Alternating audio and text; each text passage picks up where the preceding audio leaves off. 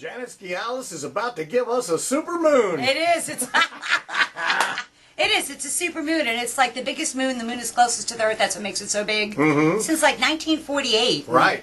It's going to be quite a while before it happens again. And if you look at the headline this week, you'd have to say, yeah, that is a once-in-a-lifetime kind of a deal. So I think it's very cool. I don't think it's very cool if you're a Scorpio, which is the sign that it's in, because it just focuses all of the attention on the Scorpio and the Scorpio's behavior and the Scorpio's action.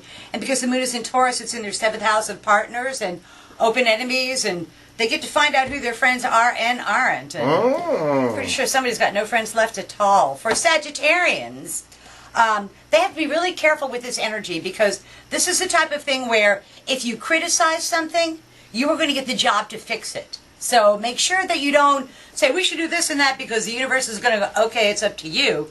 Go ahead and put your money where your mouth is, kind of a thing. For Capricorns, this really is a very cool super moon for them, because the focus is on children, sports, amusements, pleasures, as well as achieving a long-standing hope, wish, goal, or objective, and through the help of your well-placed female friends to do that. For Aquarians, straight up 10th house of career and public standing, 4th house of home. And Aquarians are going to have to face the choice between, do I give my attention to professional things, or do I give my attention to home? Normally I say professional things, but this time for Aquarians, pay attention to matters at home. For Pisces, this is legal matters, educational matters, short distance, short duration travel,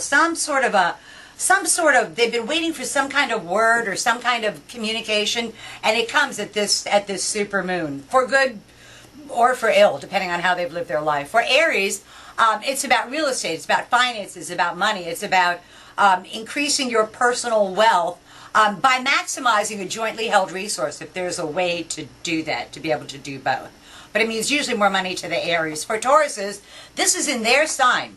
The moon is in their sign, the sun is in Scorpio, and they are almost at the end of their rope. Matters are going to reach some kind of a climax, and something is going to have to give, so the Taurus can be all things to all people. Right. So I'm not quite sure what the breaking point is, but we sure will find it on Monday for them. For Geminis, it's a good time to kind of take a step back and review everything that's happened over the last 22 months or so, and be able to put it into perspective, and then come out like gangbusters. And they need a break. They've really been running ragged. So as excited as he is to be president, he's going to need to take a little time just to go, okay, now, look at what I've done. Yeah, and looking at the immensity of the work in front of him, that can be a little overwhelming, so it's good to get some perspective. For Cancers, which is the United States, it's a long-standing hope, wish, goal, or objective, which I think is kind of interesting. And it means literally that through a group effort,